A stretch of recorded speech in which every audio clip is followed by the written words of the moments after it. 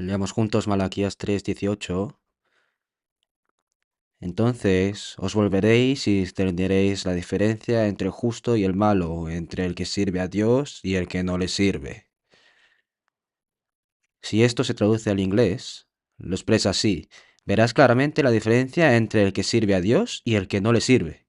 Ustedes, cuando se encuentren con el Señor, definitivamente la verán. Los que dieron más tiempo al Señor y los que no. Los que asistieron a retiros y los que no. Los que sirvieron y los que no. Los que lucharon y se esforzaron con lágrimas por vivir mejor, vivieron su vida cristiana, y aquellos que simplemente iban y venían sin más. Las personas, aunque hay algo que quieren hacer, se abstuvieron y lo dejaron y se sacrificaron y entregaron por el Señor, y los que no, los que sacrificaron más y los que sacrificaron menos, los que se esforzaron más y los que se esforzaron menos, definitivamente sabrán la diferencia entre ellos.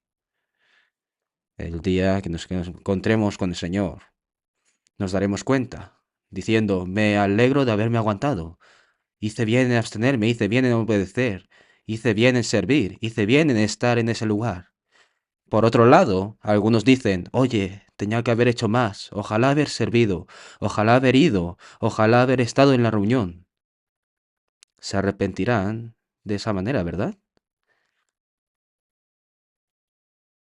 El día que nos encontremos con el Señor, también obtendremos la fuerza para vencer el pecado y levantarnos de nuevo. Volvamos a Isaías capítulo 35, versículo 3. Capítulo 35, versículo 3.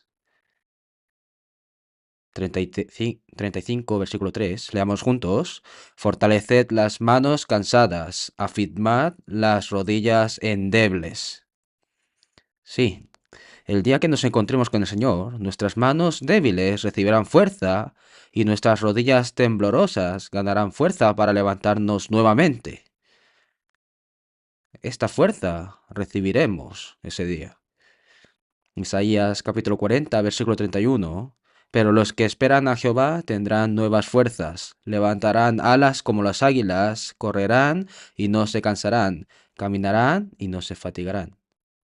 A los que esperan a Jehová, a los que están cerca del Señor, siempre les da fuerza.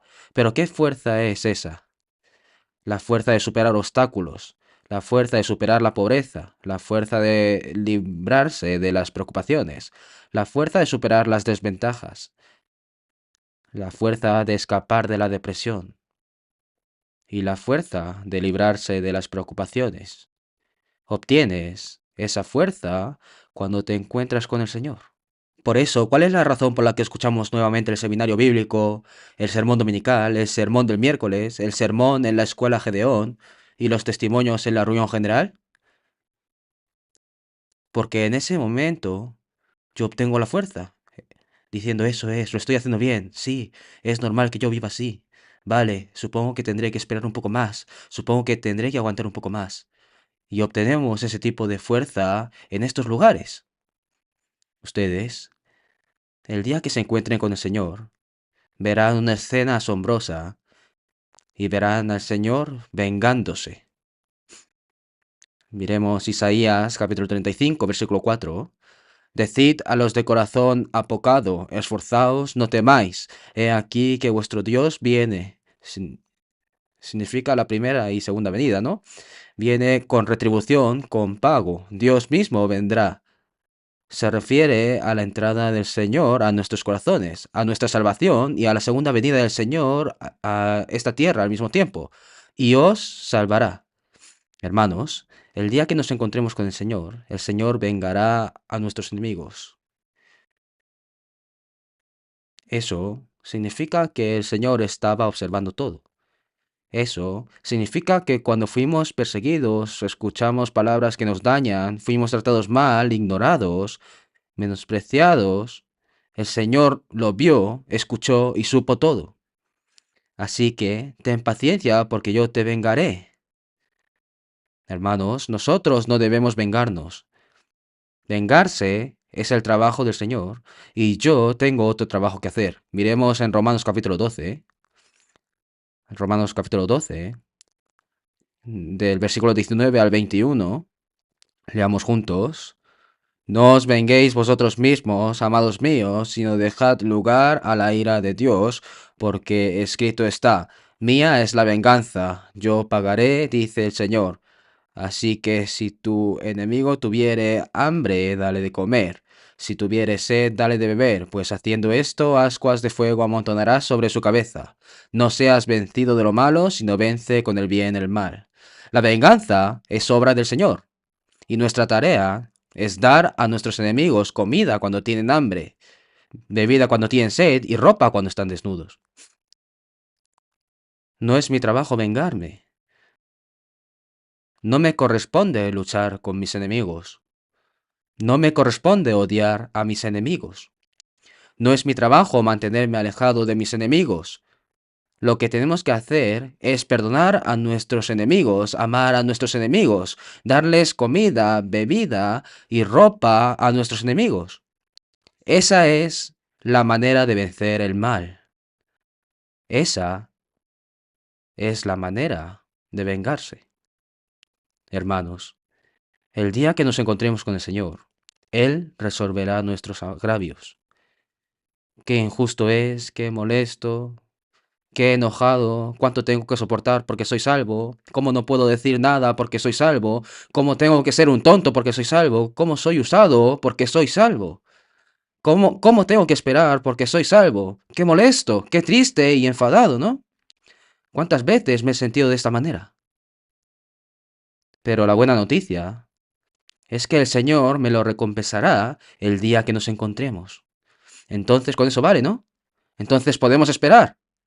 Entonces podremos aguantar. Es algo que podemos soportar. Él pagará. Así que podremos vivir como tontos en este lugar de tratar de vengarnos y resolver el problema nosotros mismos, ¿no? Solo tienes que esperar. Puedes dejárselo a Él. Solo tengo que hacer mi trabajo. Hermanos, cuando nos encontremos con el Señor, nuestra vista mejorará. Los ojos de la fe mejorarán. Miremos en Salmos capítulo 19, versículo 8. Salmos 19, 8. Leamos juntos. Los mandamientos de Jehová son rectos, que alegran el corazón. El precepto de Jehová es puro, que alumbra los ojos. Cuanto más escuchamos la palabra, más alumbra nuestros ojos. Hermanos, ¿cómo se sienten al escuchar el sermón de hoy? Ah, bien, sí, sí, sí, bien. Fue gracia. Sí, sí, es correcto, bien. La iglesia es realmente hermosa, bien, bien. El retiro es realmente hermoso, es correcto. Estoy muy contento de haber aguantado. Puedes verlo, ¿verdad? ¿Qué significa eso? Que mi vista se vuelve mejor. Los ojos del corazón y los ojos de la fe se alumbran cada vez más. Por eso la iglesia se ve hermosa. Los hermanos y hermanas se ven preciosos y mi marido se ve bonito. Eso es lo normal. Si todavía piensan, ojalá un tigre se lleve a mi marido, siguen siendo ciegos. Mis ojos todavía están nublados. Si escuchas la palabra, puedes verlo. Mi esposo es precioso, mi familia es preciosa, mi vida es verdaderamente bendecida. Y cada vez veo más cosas que antes no podía ver. Cuanto más comunión hacemos, más se alumbran nuestras mentes. Los ojos de nuestros corazones alumbran más. Veamos Efesios capítulo 1, versículo 18. Efesios 1, 18. Leamos juntos. Alumbrando los ojos de vuestro entendimiento para que sepáis cuál es la esperanza a que Él os ha llamado y cuáles las riquezas de la gloria de su herencia en los santos. Cuanto más comunión tienes con los hermanos, más alumbran los ojos del corazón. Vemos a Dios obrando en esos hermanos y hermanas. Vemos la gracia de Dios que Dios nos da a través de ellos y se alumbran los ojos de nuestros corazones. Por eso estas personas de ojos alumbrados siguen donde quiera que haya la palabra y nunca se pierde las reuniones. ¿Quién falta? ¿Quién no escucha bien la palabra? El ciego. Aún están ciegos. No ven, no pueden ver, no lo ven. No pueden ver las cosas preciosas que nos dan a través de la palabra o a través de las reuniones. No se ve, no lo ve. Por eso se ven obligados a ir y tienen que ser arrastrados. Pero si te encuentras con el Señor, te alumbras. Cuanto más comunión haces, más te alumbras. Cuanto más escuchas las palabras, más se alumbran los ojos. Además, se abren los oídos también. Cuando me encuentro con el Señor, ahora puedo escuchar estas palabras claramente. Nosotros éramos sordos, pero el día que conocí al Señor, se abrieron los oídos. Por eso, cuando escucho las palabras, muevo la cabeza, ¿no? Porque mis oídos ahora están abiertos y lloro cuando escucho la palabra y me río también. Alguien dijo que después de asistir a tantos seminarios bíblicos, escuchó por primera vez sobre la sangre. De verdad que conocí a alguien que me dijo esto. Nosotros cuando predicamos el Evangelio solo hablamos sobre la sangre. Pero después de asistir a tantos seminarios, dice que escuchó por primera vez sobre la sangre el día que recibió la salvación. Hay todo tipo de personas, ¿eh? No lo oye, es que no se oye, porque no lo ven y no lo oyen. Pero cuando te encuentras con el Señor, empiezas a verlo. Escuchas el Evangelio y lo comprendes. Se vuelve mío. Y finalmente puedo ver y oír. Y se mueve mi corazón. Y se hizo mío. Por eso si miras en Apocalipsis capítulo 2, versículo 7, el que tiene oído, oiga. Levante la mano el que no tenga oídos. No se refiere a esta oreja. Estas orejas las tenemos todos. No se refiere a las orejas, sino a los oídos para oír. Las personas que tienen oídos, que saben oír la palabra, son los bienaventurados. ¿Ustedes tienen estos oídos para escuchar las palabras? ¿Tienen oídos que se conmueven con esa palabra? ¿Tienen oídos que al escuchar la palabra sienten remordimiento? ¿Tienen esos oídos para escuchar la palabra y reflexionar sobre sí mismo? ¿Tienes oídos que hagan derramar lágrimas cuando escuchas la palabra? Cuando te encuentras con el Señor, obtienes esos oídos.